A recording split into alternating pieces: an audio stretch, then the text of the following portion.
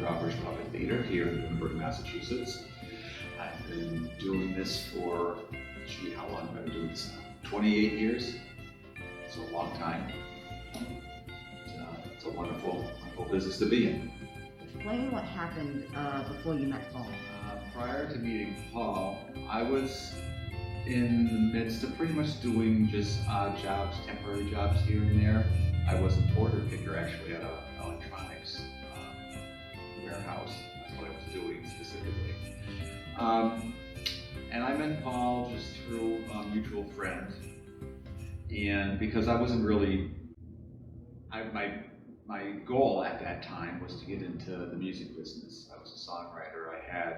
I was in between bands at the moment. So that was my goal. And so Paul, we met like through a mutual friend. He asked me to help him with the puppeteering, his puppet business, which he himself was kind of in the middle of things because he had been working at Whalen Park, the amusement park here in Lunenburg, which is no longer around. And he wanted to, and he had started the puppet shows there. He was the entertainment director there.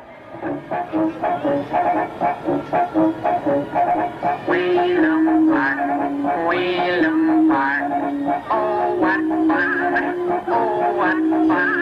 There is so much to do all to do, rides and games and entertainment too. Come ride our water slide, it's brand new at Whalen Park. So he was looking to expand it beyond Whalen Park, and he needed a more permanent partner. He had gone through several, worked with him for a little while, and then they left because it wasn't steady enough money. And so we both simply were basically in the same spot where we were looking for something a little bit more permanent. We both kind of needed creative partners, and so he asked me to do it. I had never done puppeteering before that in my life. I never dreamed of doing it. But I never thought I'd be doing it for a long time period either. I figured, well, this would just be a temporary thing as well until I got to my next band and became rich and famous, doing my music. But I really enjoyed it. I liked it because fairly soon into it, maybe the second, third month, by the latest, I was starting to write scripts. Because I had asked him if I could do that because I also like writing fiction. And so he said, sure. And so that's what really grabbed me, because then I was able to contribute to the creation of it, not just the performance of it. And I was really hooked at that point. And like I said, I remember when he first asked me to do the puppeteering, I didn't really take it all that serious because, like I said, I had no skill with it. I never performed. And I remember he loaned me a marionette. It was Little Red Riding Hood. His first Little Red Riding Hood. He ended up making a lot of the puppets over as we went through the years. So the first one was about yay tall.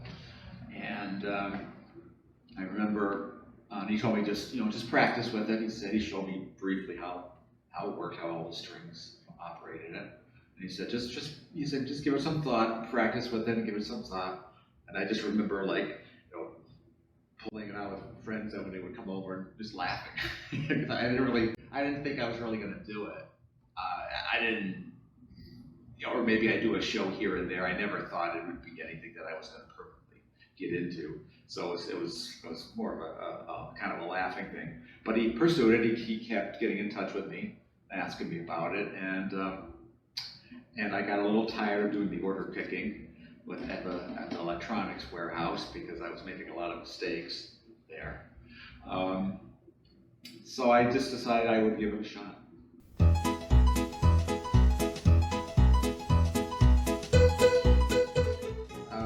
It was in Clinton, Massachusetts. It was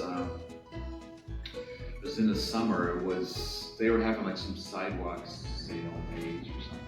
So they blocked off both ends of the street downtown Clinton, and we were like smack dab right in the middle of the street on the blacktop.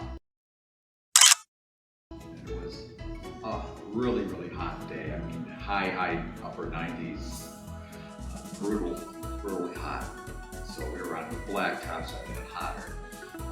right, no sun, no shade, right in the sun.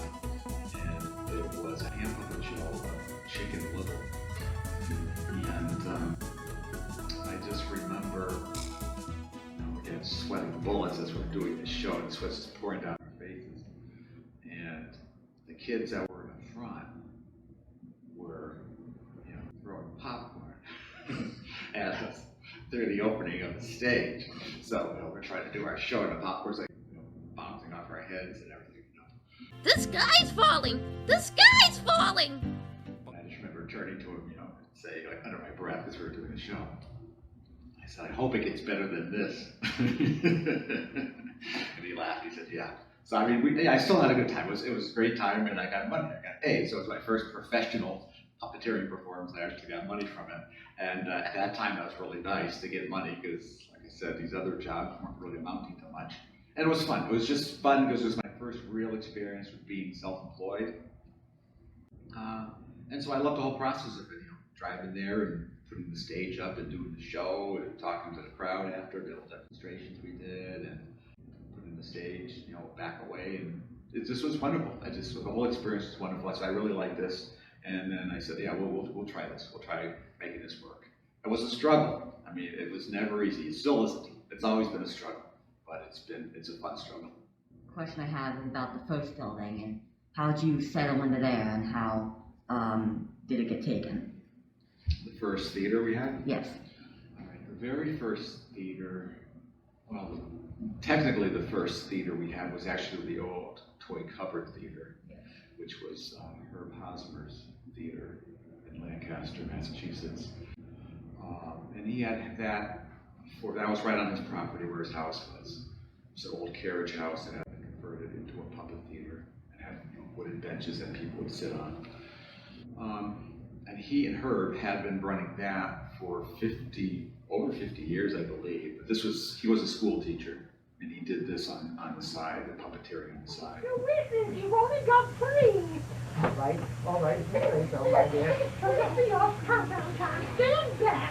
Oh, goodness, you don't know anything. 10, 9, 8, 7, 6, 5, 4, 3, 2, 1, 0. Count it all down. Whee! There he goes. But towards the end, he was old, and he wasn't as mobile, as he had been, so he wasn't really able to do the show. So Paul was helping him a lot at the end. And so because of that, at that time period, I started working with Paul, so I started doing the shows with Paul at that theater.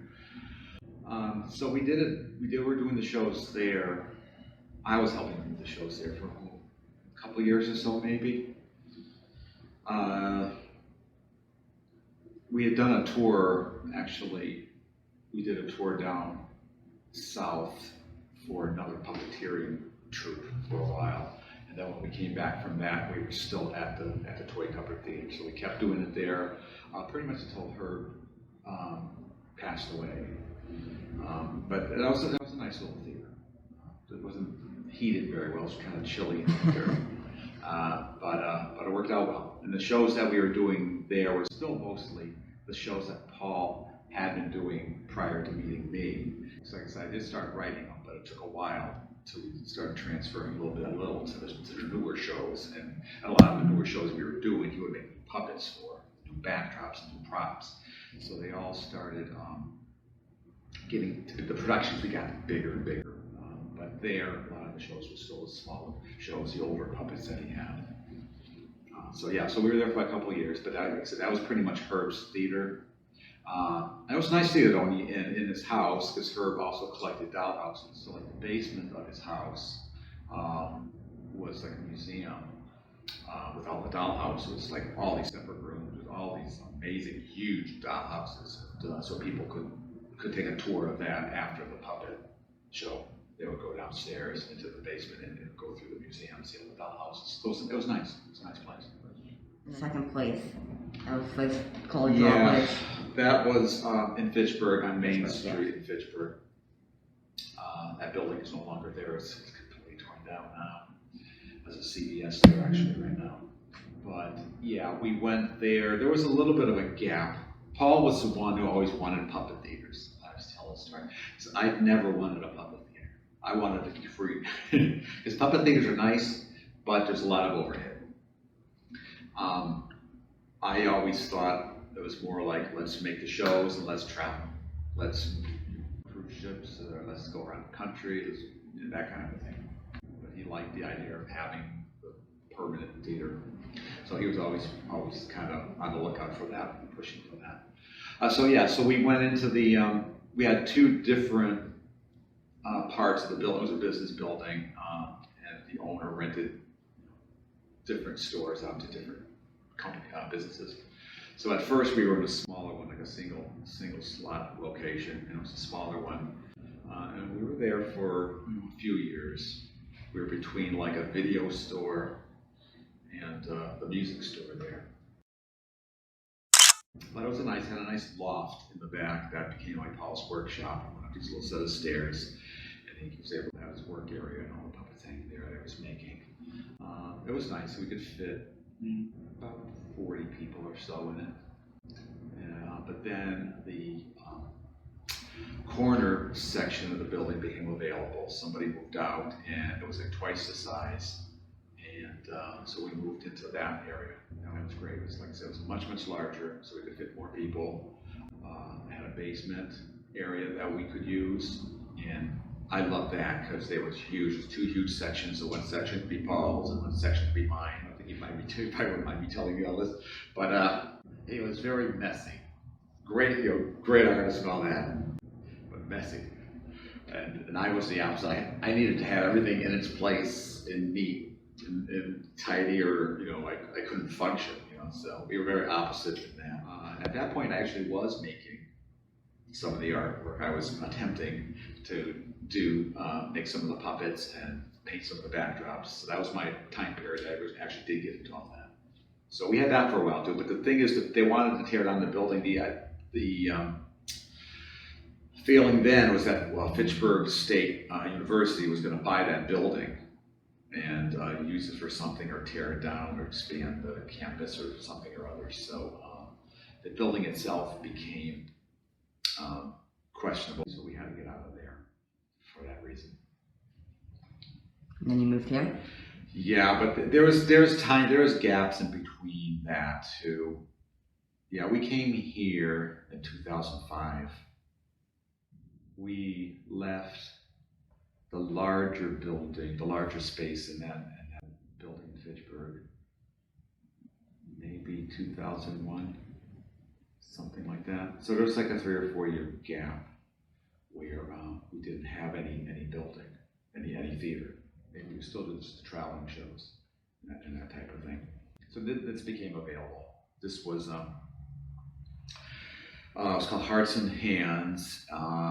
They sold little crafts, like a little country store kind of a thing, and little collectibles and knickknacks kind of things. And it's so we moved into here. Yeah, 2005 we moved into here. So about 15 years we've been here.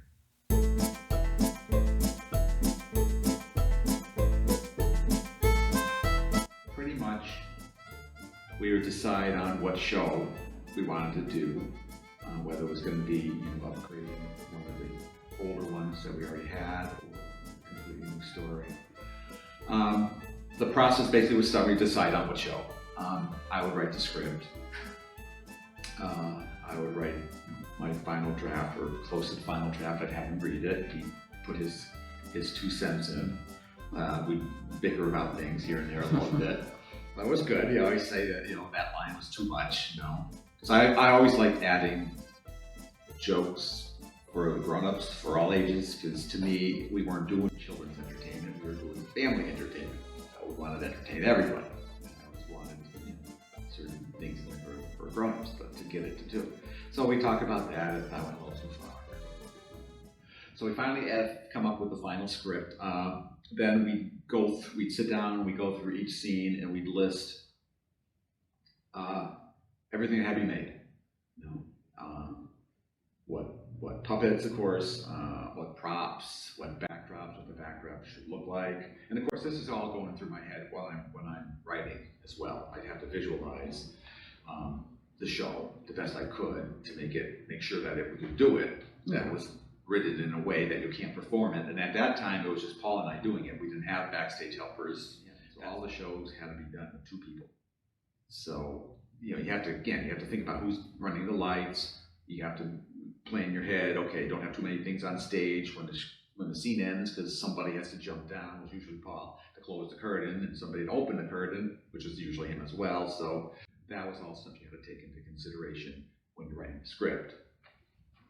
So anyways, after we finished talking about what everything had to be made, we would start making it. Usually, Paul was the artist. He was, he was an artist. I was not. I was a hack. I could help. I could do basic things, but I was not really an artist.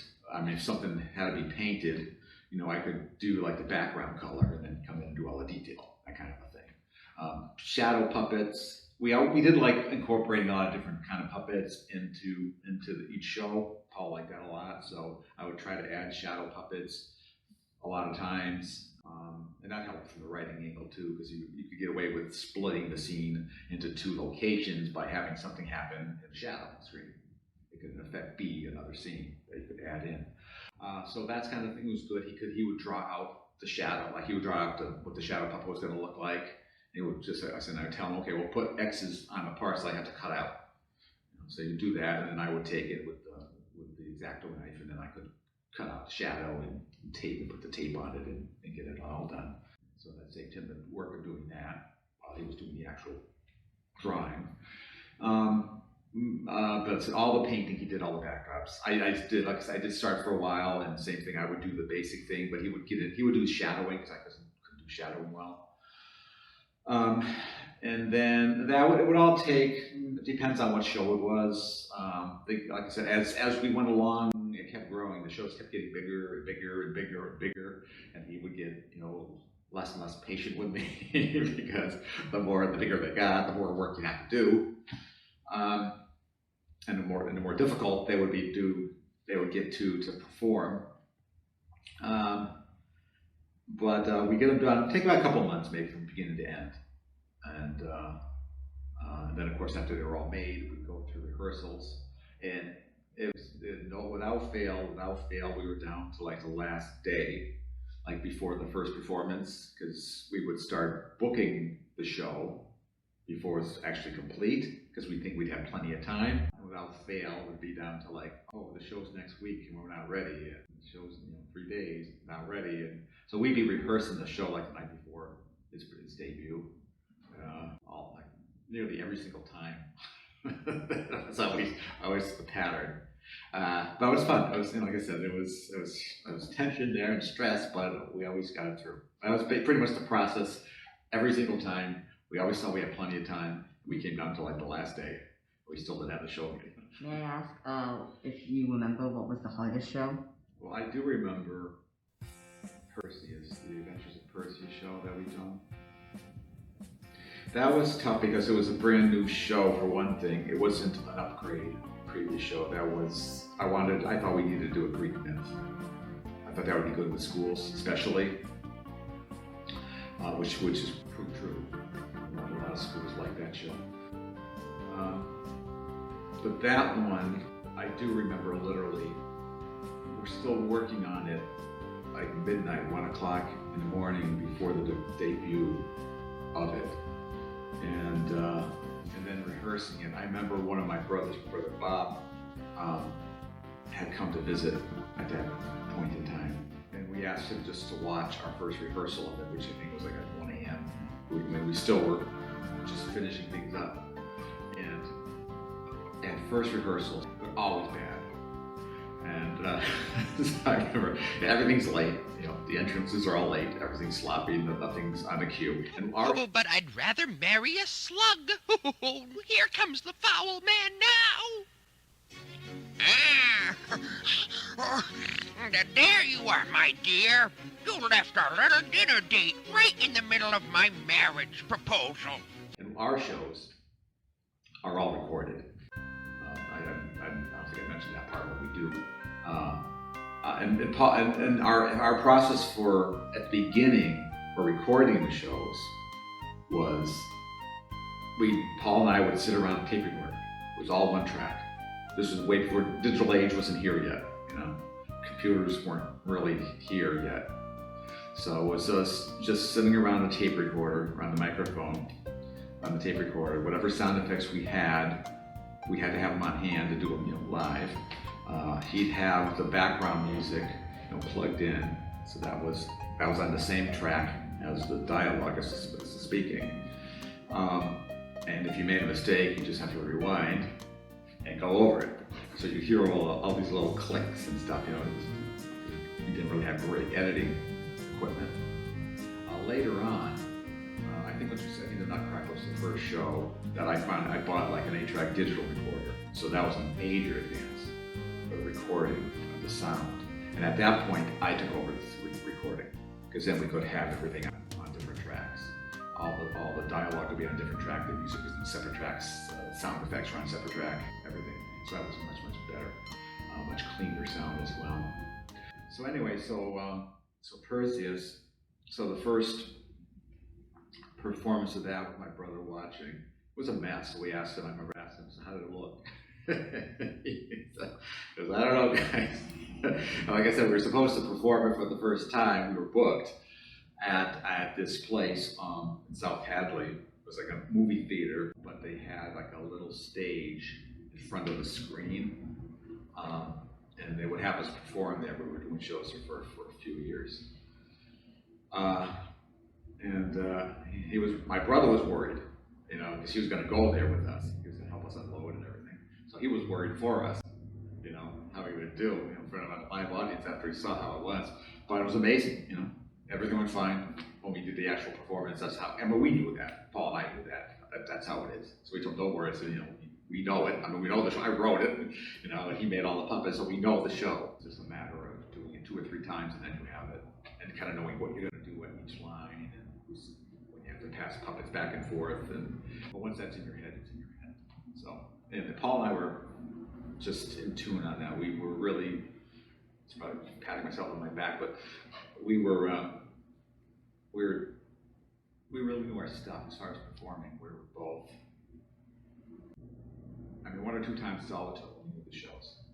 And I mean, sometimes there would be a mistake, like sometimes we got them up or something like that, but normally the shows were fine. We were a very good performance.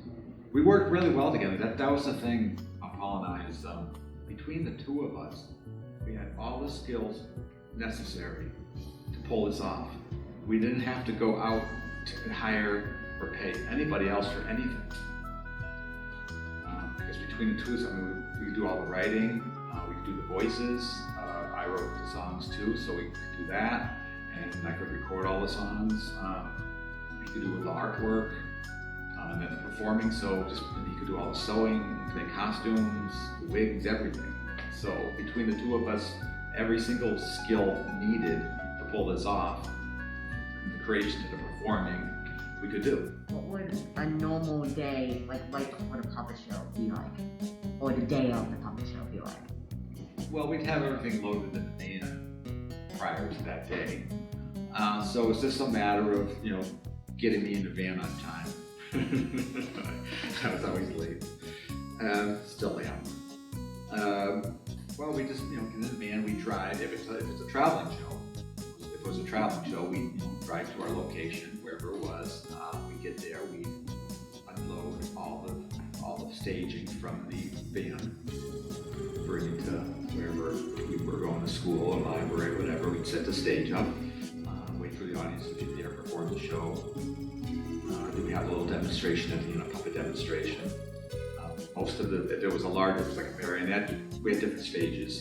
If it was a marionette show, we'd have a proscenium, like a material cloth proscenium that was painted that we would lower for a demonstration to show how all the lighting worked and how the puppets worked and that kind of thing. We'd take questions and answers at the end.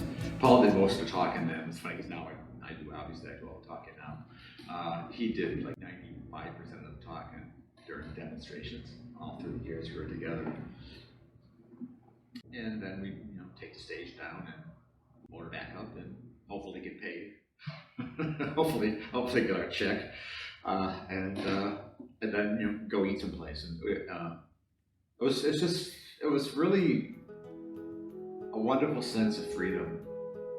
I can't express that, how wonderful the experience of being self-employed is. And unless I think you are self-employed, you don't really get it. But just knowing, I mean, we say you make your own hours. I mean, you have to be at the stage, at the show at a certain time, of course, that kind of thing. But it just was such a wonderful sense of accomplishment, and it was a wonderful thing to do because you always had we always had a good response. I don't think we ever had a bad response where people didn't like us. I can't remember anything like that. So it always made you feel good here. I mean, you got your pay, so that made you feel good too, because you were able to pay your bills for the next month. That was nice. But it just made you feel good in here, in your heart. And the kids loved you, the teachers did, the librarians, whoever would come up, the parents.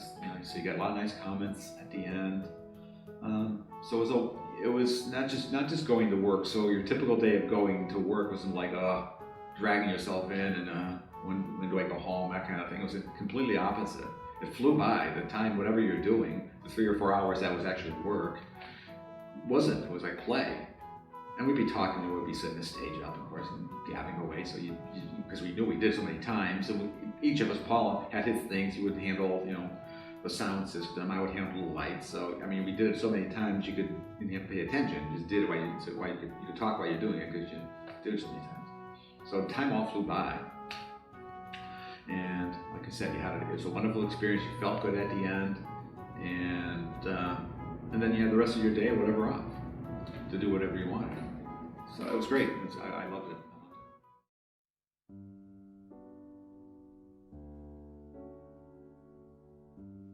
Well, we didn't know how sick he was until the tail, close to the end of it. He was.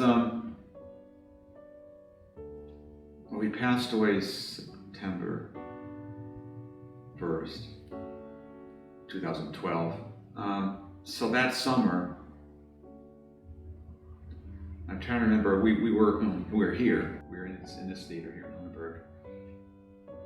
And he was starting to have a lot of aches and pains in his body. And he thought it was his muscle pulls. In fact, I remember another Perseus story. I remember we were filming, my brother Bob was here for that one too, that day. We were filming a promotional video for the Perseus show. And he was just in a lot of pain. And again, we didn't really connect much to it. We just thought it was muscle pull or something. And, but it was bad pain. I remember we shut down for the month. But it was lingering, it really wouldn't go away. He did go to the doctor during this time period. He was starting to, he had a bad cold, really bad cold. He couldn't kick, couldn't get over. He also was fairly depressed because his mother actually passed away in that same year, February, I think. And she passed away. So he was, of course, mourning that. And then he had this long lingering cold he couldn't get rid of. He did go to the doctors. They took a lot of blood tests, they took x-rays, etc. And they pretty much just told him that he had pneumonia. But that's as far as which is serious, it's not nothing. But that's all he pretty much said. But it just got worse and worse. I think we did try to open again for a little bit, then we closed again. The last traveling show we did was, I'm not sure what month, it was right around the early summer, June or July. Early July, possibly, or late June. It was at Leominster Library, and it was Aesop's Fables, which is a hand puppet show, which is a very physical show.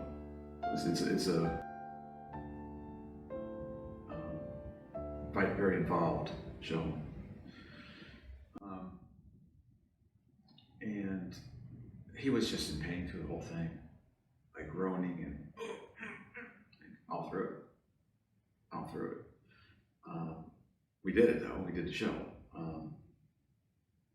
He had to like sit down, he couldn't even take the stage down. He was in such pain, he was like bent over the table. So I just had him sit down and I took the stage down and I loaded it all up myself. But I mean, we knew something, obviously was not right. This was just a pulled muscle. So, but it took a while. I mean, I don't want to get into all this, but we had issues with different hospitals just not being able to diagnose what was wrong with him. And they would just keep saying it was pneumonia, but of course it ended up being cancer, he had lung cancer. We finally did get the hospital started to do a CAT scan on him. And that's when they found out that it was indeed lung cancer, and it was a very aggressive one. And had gone into, at that point, it had gone into his bones, which is where a lot of the pain was coming from. And they suspected it might even have gone into his brain at that point, too. So after we found out, he pretty much passed away maybe 3.5 weeks after we found out.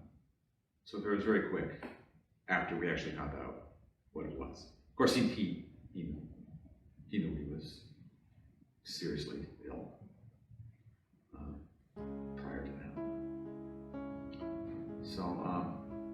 So we shut down here, of course. We were shut down all through August. And then that's when the transition had to begin for me, which it's really difficult, of course, because he was on hospice for the last month, for the last 3.5 weeks. We were able to get him out of the hospital, so he was at home at the house that we had in Nuremberg, which was his parents' house that we were living in. His mother, like I said, she passed away then, so it was technically his house then. So he was able to be home and not in the hospital for it. And I remember I set up, we put the hospice bed in the front room, and they had this beautiful bay window that looked out to the backyard, and his mother was an amazing gardener, and the whole backyard was beautiful gardens that she spent her whole life building and developing and growing. So he got to look out at that, and I remember I put the scaffolding for our traveling stage up like outside the bay window, and I put the bird feeder on it, so I was able to see the birds come and eat while he was in his hospital bed, and he liked that a lot. Yeah, so that was when the transition began. I had to figure out what was going to happen here. So we were shut here in August because he was in the hospital bed. So I had to decide, what I was going to do. Like I said, all of it was so fast, so sudden that it's hard to even get your head clear. But I knew it took me like 3 days after I found out he was diagnosed with cancer, and I wouldn't say I was in denial prior to that. I just was hoping it was something else. I mean, it's always in the back of your head. But I was on the website researching every ailment he had and trying to hope it was something else. So it took me, I remember it was 3 days, because I took a walk to that beautiful garden in the backyard, and he was still actually in the hospital. He hadn't come home yet. He was still in the hospital at that point. And I decided, I wanted to keep it going. I've tried to keep it going. And you have to remember too that Paul ran it all.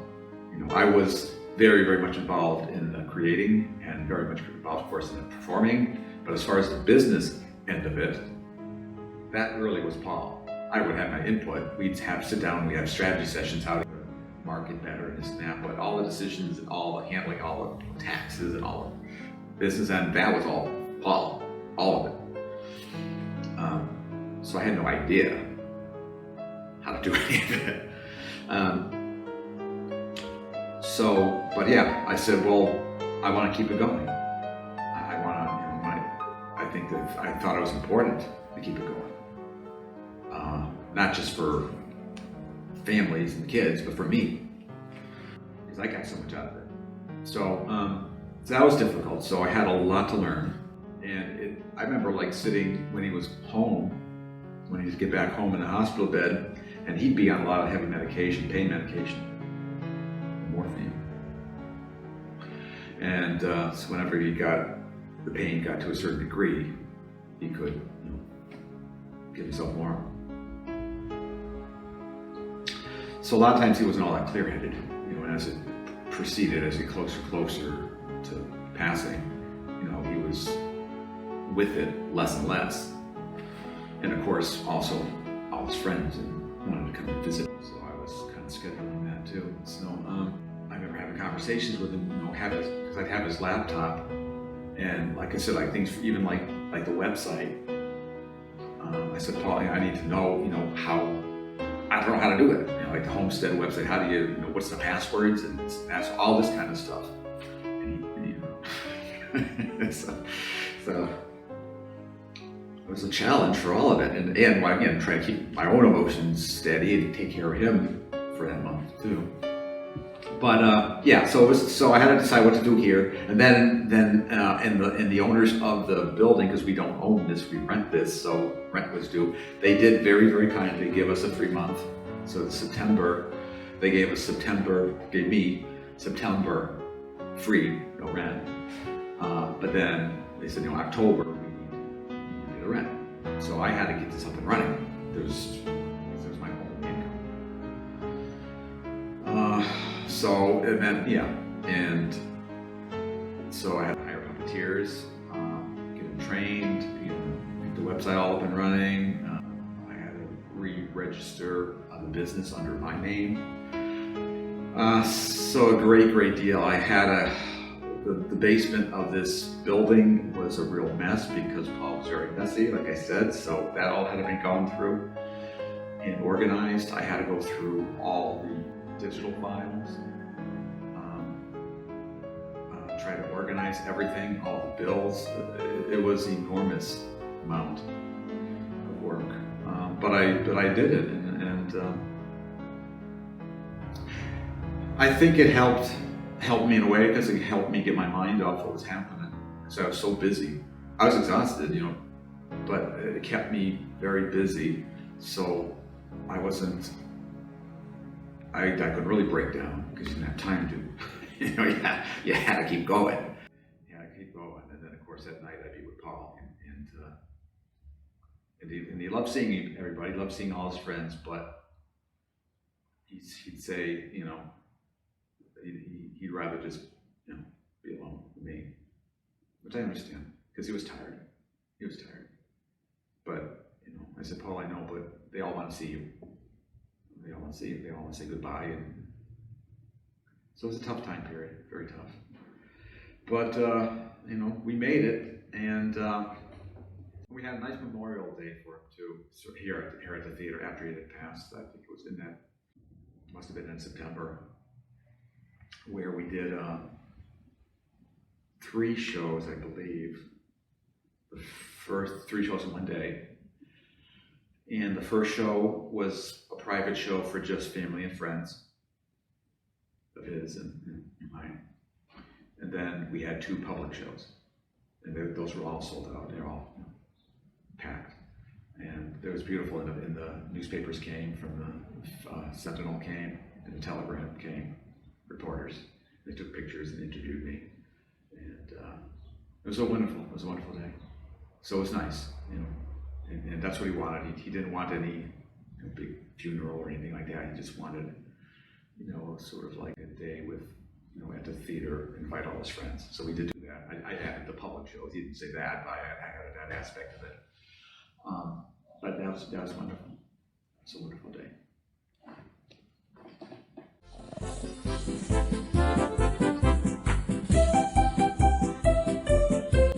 Stephanie Beach, I met her just as one of our fans, as one of our customers. She would come. She would come even while Paul was alive here. She'd bring her granddaughter to the shows, and I didn't really talk to her much, a little bit, because at the end of our shows here, we'd hang the puppets out on the porch. So as people were leaving, they could walk by the puppets and try them out and this and that. So that's when I would mainly talk to people, to the customers. And so I talked to her a little bit, about, at that point, but it was after, actually, it was when I was up running it by myself that I started talking to her more. And at that point, and then I became like this, super like uber businessman kind of thing. I just shifted and everything became, okay, I always had my antennae up, looking for some kind of way to market the theater and make it prosper and keep it going. And she was, I would notice, because she'd be out there doing little tricks for the little kids that are out there, just on her own, not as a paid gig, just doing it. And I didn't really know anything about her, other than that she came to the shows. So I watched her doing this, and she was good at it. And so I just started talking to her and said, about her magic act. And she told me she was a professional, magician. She had her main job, but she also did magic shows on the side. And so I just said, would you be interested in doing shows here at the theater sometime? And she said, absolutely. And that's pretty much how it began. So Here we are at the Drawbridge Puppet Theater today for the 13th anniversary. It is going to be amazingly fun. If you haven't already reserved tickets for the puppet show, you're out of luck. But there's so much more. There's magic. There's going to be face painting. She's here, but she's not here yet. And a whole bunch of other stuff going on. Scavenger hunts, bring a lunch, come down into the enchanted garden. This is a wonderful place. There's activities for the kids. Oh. So she started doing it, and she started coming it was like the last Sunday or whatever of every month. And all through it, except until this year, she was doing that every month, pretty much. A couple exceptions here and there, she would be doing her magic shows. And then she even did some for adults as well, because when we did our adult shows, she had some magic shows she would do for that. She did tarot card readings one night before one of our adult shows. I see a two of spades. I see a queen of spades, a 10 of diamonds, a 6 of clubs, and a 9 of hearts. If I called your card, would you please sit down? No way. No way. Thank you very much. So yeah, she's been wonderful. I always wanted to do the adult shows, always, from the very beginning. I remember the very first conversation I had with Paul about, well, pretty much, because like I said, he had brought me the puppet of Little Red Riding Hood. I'm not sure if it was that day or fairly after, because I was living in Shrewsbury, Mass at the time. And I just remember going to this little pizzeria in Shrewsbury, sitting in the bench, talking and eating, and because that's when we had decided, I finally had said yes to it, or just about said yes to it, that we would work together to do this. And I said, well, this is what I would like to do. I said, I want, and at that conversation, I said I wanted to expand it into adult shows. And he was all for it. I said, there's nothing wrong with the children's stuff, but I see this as much bigger. So I had that idea from that very first moment. I wanted to do adult shows. We just never did it. He was always concerned whether or not there'd be an audience. In other words, these were big productions. And at the time, what I was thinking was complete, full standalone productions that would have their own puppets and their own backdrops, et cetera, et cetera. And I did write a script for Treasure Island, a very long one. The show itself would probably have been about a 90-minute show, like an hour and a half. It was planned with an intermission, so I was playing like 45 minutes, 10, 15-minute intermission, then the other 45 minutes. So very ambitious. The script came out fine. He liked it, but it was such a huge undertaking. We never got around to it. the adult shows we finally ended up doing, we didn't do them until after he passed away. Mostly we used puppets from other shows. So they didn't need to be all made, and the backdrops from other shows. That nature. We might have any new props here and there, but for the most part, most of it was using stuff we already had. So the artistic load was much less. That's pretty much the case for every show we made since he passed away. The puppets, either we buy them and refurbish them, recostume them or something, or we use puppets from other shows because he was the artist. Could you explain how the first adult puppet show went? What was the reception and how did it go? Yeah, we've only got two ones that we actually completed, adult shows. The first one was called Camping Fever. The premise was that the puppets, characters, and the characters in the show played themselves. So, for example, like the stepmother from Cinderella was in it, and she's the stepmother from Cinderella. The giant from Jack the Beanstalk, etc. He plays the giant. Goldilocks plays Goldilocks. The premise is it's Memorial Day weekend, and they all go camping.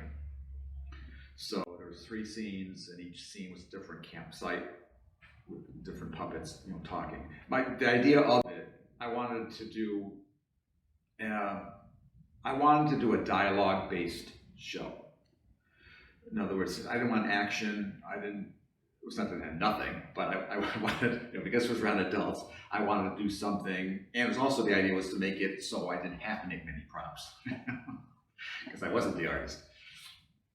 So I wanted a dialogue based, whereas basically puppets just talking, most of it just talking, and then that would carry the show. So it was kind of experimental in that vein to begin with.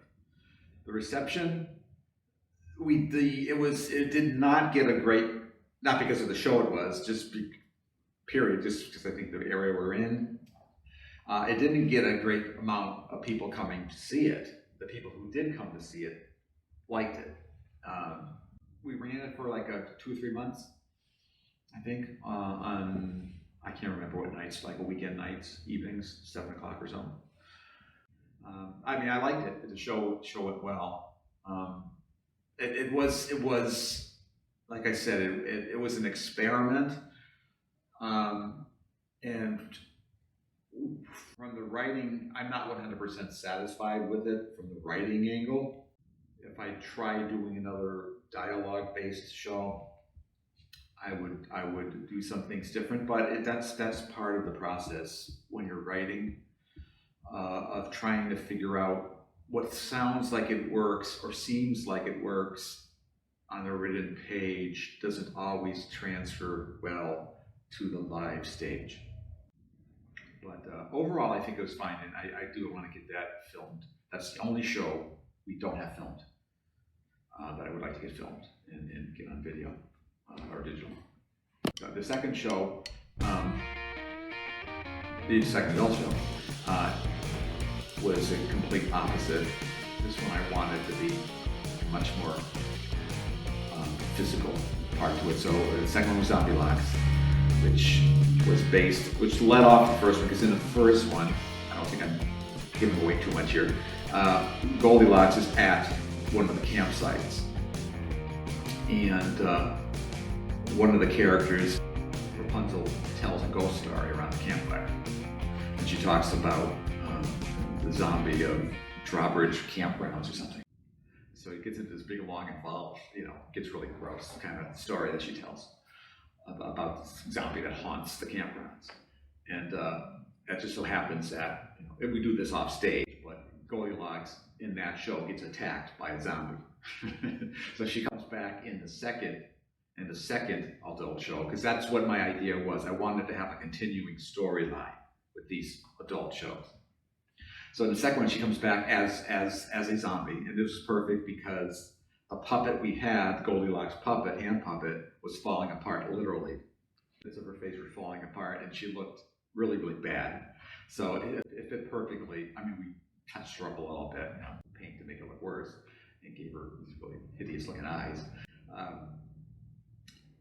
But she was like the perfect, zombie lock. So the puppet itself is what got the idea in my head. I always wanted to do it because the puppet itself was falling apart. So that one was a lot of fun, And of course she goes on this killing spree. And Extra, extra, read all about it. Zombie Locks on a bloody rampage, 40 killed so far. that one was, it's the same thing. The audience loved that one. The reception was better, which I knew it would be better because it was a more physical one. But same thing, it was always tough to get people to come here, the adults to come. It's a hard thing because a lot of people think that puppets are for kids. And that's what I've been struggling with, like I said, in that very first conversation I had with Paul in the booth, in the puppet, at the pizza place. I wanted to break that perception that puppets are just for kids. So that was the goal of that. I still want to do that.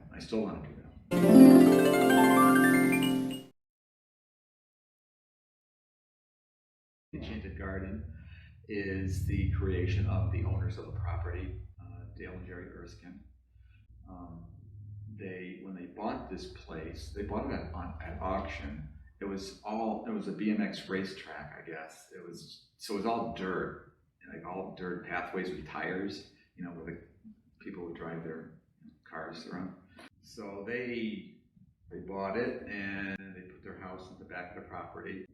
This building was here in partial form, but yeah, that was just all dirt and stuff. So they planted all those gardens, and it's just amazing. They got all the little paths to walk. We can walk through, and a little goldfish pond in the back, and people love it. So we've utilized it as a place for like scavenger hunts, that kind of a thing. That we hide certain things in the garden, and the kids have to find them.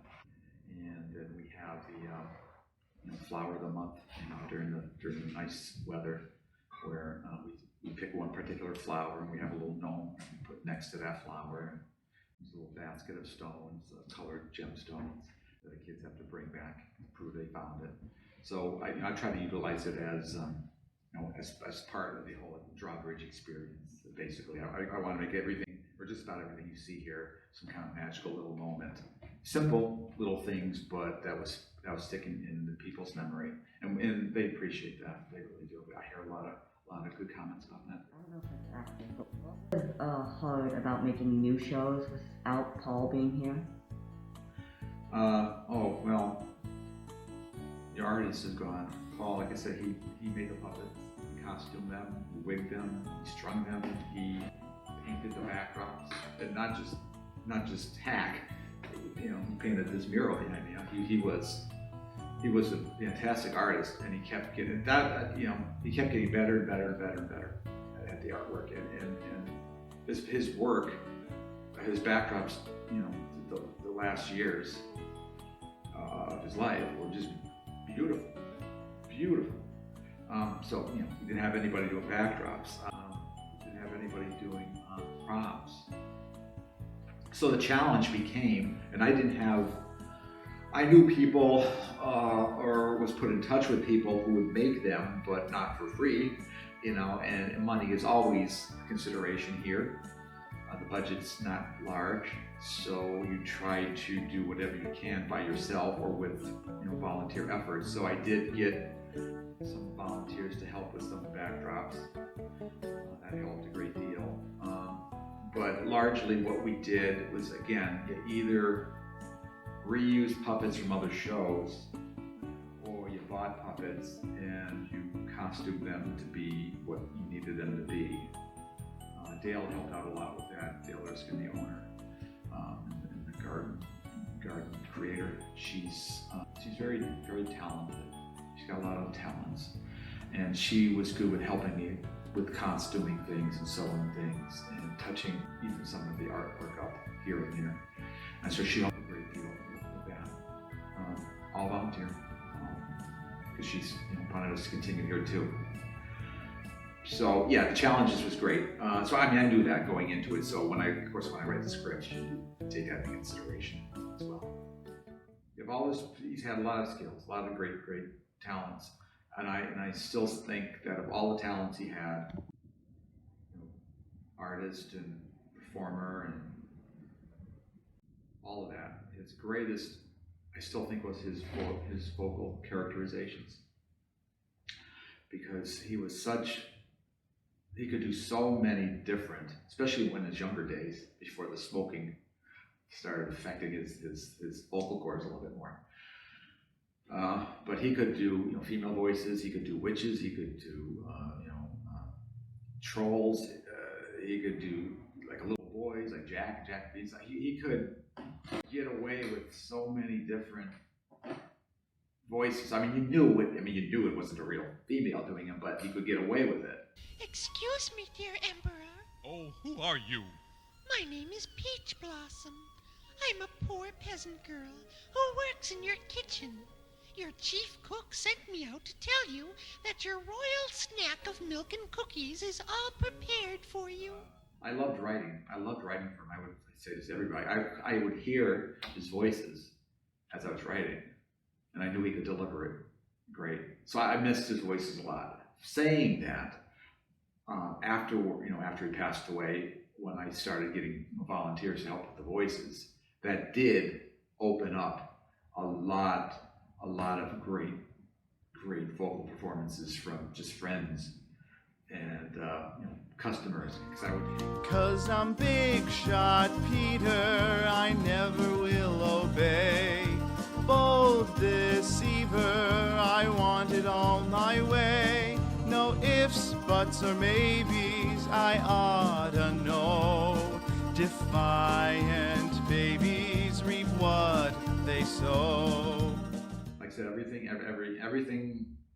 at the end of one chapter is the beginning of another chapter in the book of your life. It's what seems like disaster, and is disaster, doesn't mean that things can't go on and be beautiful and wonderful, different, but beautiful and wonderful in their own right.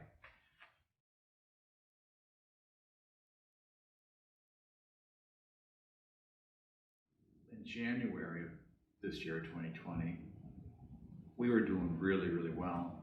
I mean, I think a lot of businesses were. The economy was doing fantastic. We were doing a lot of birthday parties, a lot of traveling shows, field trips. So when COVID hit, and we had to shut down in March, I believe it was the second week of March, what it meant is that everything had to be canceled. I mean, they weren't canceled immediately because nobody, at that point, it was just 2 weeks to flatten the curve kind of thing. That's what they were telling us. So everything didn't get canceled immediately, but over the following month or two, they did. I was able to get some unemployment that helped, that kept me going. But what it means is, all right, the gears have to work differently. So okay, this is the new reality, at least for a while. How do I keep this going? Is this the same thing when Paul was sick at the end? It's like, I don't want this to end. I don't want to go do anything else. What else am I going to do anyway? Because all the businesses were shut down, so you couldn't really do anything. Everything was locked down. So yeah, that's when I said, okay, well, what can I do? And that's when I really started pushing the idea of recording all the shows, because they weren't all recorded yet. So that's when I got my nephew Bobby, who's one of my puppeteers, excellent puppeteer. And that's when we did all the recording. It was in May. We recorded all the shows, and I'm still editing them, getting them ready to sell them. I was doing the hands-free scavenger hunt in the garden for a month or two, where people could walk through and not, because at that point people were worried about touching anything. They could catch it from touching anything, so that was a big concern at that point. So the hands-free scavenger hunt. I mean, it's affected it dramatically. It still does. We started doing the outdoor shows when I was able to open. I finally was able to open mid-July. So from second week of March to mid-July, I was under lockdown. I was not able to even have a puppet show. They finally let me do them, not just me, people in my category, in mid-July, I think it was. And so that's when I started the outdoor shows. The outdoor shows was, well, because you could have the restrictions said, that you could have 25% capacity indoors and 50% capacity outdoors. So I could have twice the amount of people outdoors that I could have indoors. And so it's just economics. So I decided to do them outdoors. And it just so happened it worked out fairly well here because of the shed that we have outside of our building, where they have big barn doors on it. So I was able to put the stage in one of those big openings so that the stage itself could be covered while it could be seen from people sitting outdoors in the parking lot. So that worked out well. It's like anything. When you have a problem, my whole philosophy is every problem has a solution, at least one, usually multiple solutions. It's just trying to get your mind focused. Say, okay, this is the problem. I need to make income. I need to do outdoor shows. How can I do it? Where can I do it? How do I work it, etc. So, and you just proceed from there. They were actually quite successful. We were really lucky with the weather, probably because there wasn't much rain this summer. We were only rained out once. The turnout was really, it had a dip in the middle, and then it got really busy again at the end. So it helped. Obviously, it helped. It allowed me to continue, and that's where I'm at now.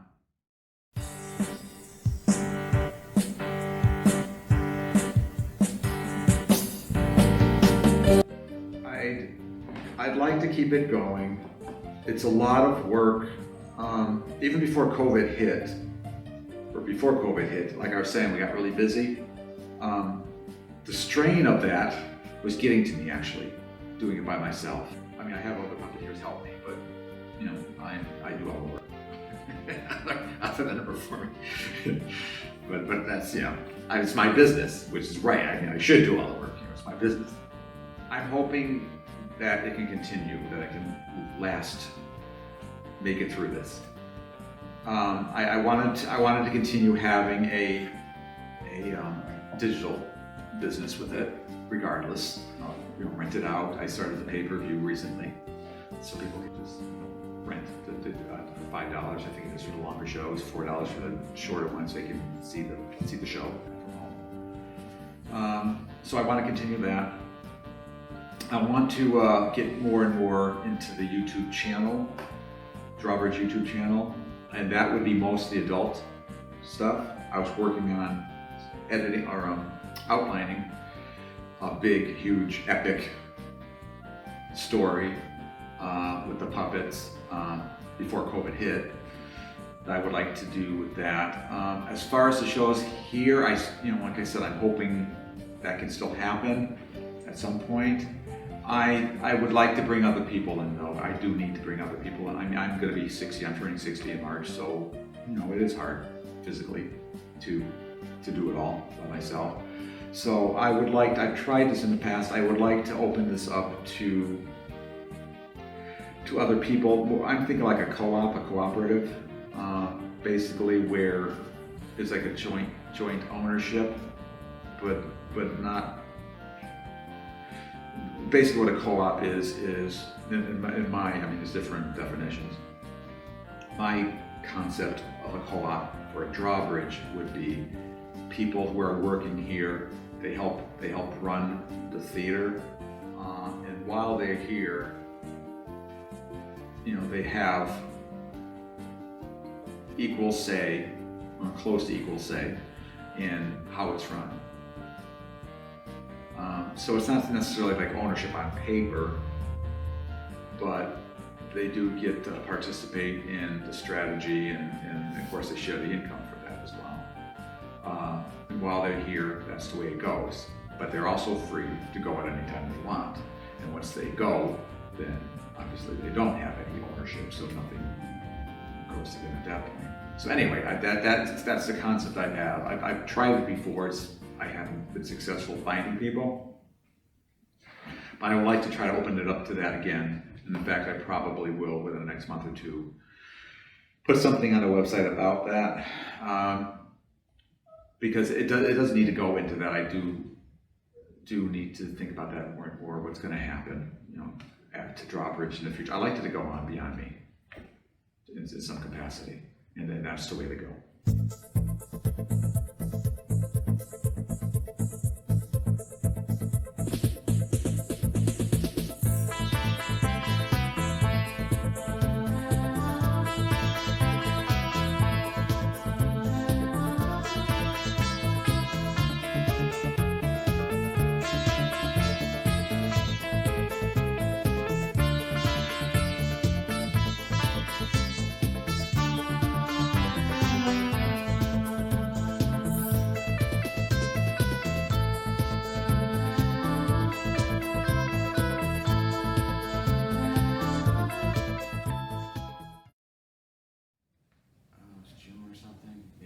May or June, because he was so sore. Yeah, that's the woodpecker pecking at the side of the building. I don't know if you're gonna pick that up. It pecks. I think there's like ant. I don't know if there's ants at this time of year, but that's usually the woodpecker pecking at the side of the building. Anyway.